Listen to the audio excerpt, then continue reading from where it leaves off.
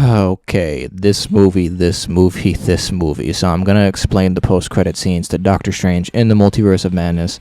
So this is obviously a spoiler warning for that movie. Please go see that movie in theaters for yourself. So if you enjoyed this video today, feel free to like and subscribe for future Marvel content. So finally, at the end of the movie, we have Strange back in the normal MCU universe, but obviously at the very end of the movie, we see him kind of overtaken with a third eye, which is as a result of him using the Darkhold. Truth be told, I don't know exactly where they're going to go with that type of aspect. I don't know if they're going to have the Darkhold have corrupted him in some way a little bit, or if he just has the third eye now and maybe he has some different abilities. I'm not entirely sure where they're taking that third eye aspect, but that's just me. But for the actual post-credit scene, so there are two scenes, and the first one is right after the very opening credits. So we see the actress, I think how you say it is Charlize Theron, or Charlize Theron. She shows up as who I'm assuming to be Clea. I think that was a pretty spot on, like, from the comics, even though I don't think they actually said her name as Clea.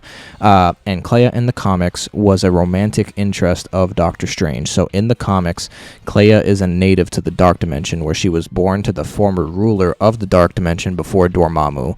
And it seems like at least part of this is true, because she slices a hole open back to the Dark Dimension, where she says to Doctor Strange, "You caused an incursion and we're gonna fix it unless you're afraid," which obviously Steven agrees.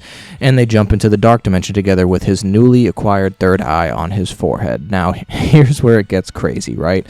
The incursions. The incursions were mentioned multiple times in this movie, and now with Strange and Clea going to stop one of them, it seems like the next phase of the MCU will be an adaptation of sorts to Jonathan Hickman's Avengers and Secret Wars run, which in my opinion is the best case scenario we could possibly get out of the MCU. It's one of the best comic book stories ever, in my opinion. So Jonathan Hickman is just an amazing comic book writer. So in the comics, the incursions start to happen, and the Marvel heroes can't figure out why. They avoid the destructions of the main Earth 616 by having the Illuminati of that universe make the difficult decisions of destroying the other universes opposing Earth. So the whole point of the incursion in the comics was that two separate universe Earths were crashing into each other, and when they collided, both universes got destroyed. So since the Illuminati was making decisions to destroy the entire planets, it obviously caused a divide within the superhero community to take sides as to whether it was the right or the wrong thing to do.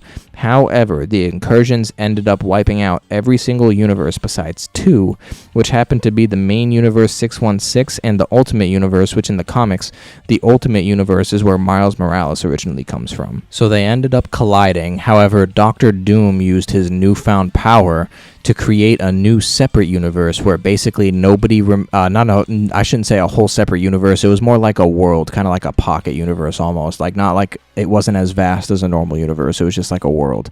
But he created this world where basically nobody remembered what happened, and Doom was basically the god of this world, which led into the Secret Wars story.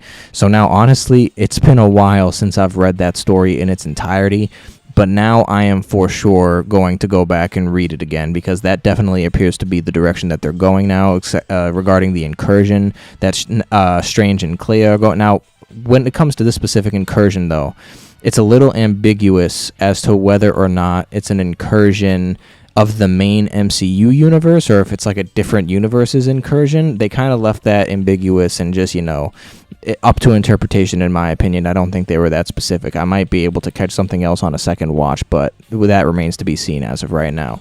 So that's the mid-credit scene, and of course, there's an after-credit scene, but it turns out to just be another joke credit scene, kinda akin to Captain America and Spider-Man Homecoming.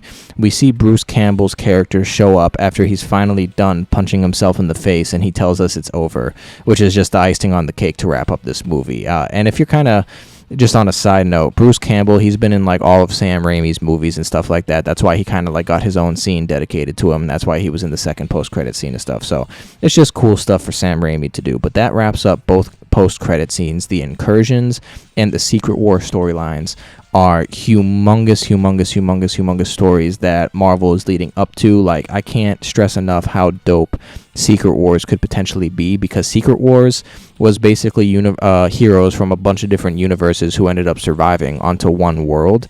and we could see a bunch of different things depending on how long it takes them to get the Secret Wars story out. This means we could see Hugh Jackman come back as Wolverine for that movie. We could see Tobey Maguire come back as Spider-Man for that movie. Anybody who's played a Marvel character in a different universe, we could see them potentially come back for that movie if we don't see them in any other multiversal related movies.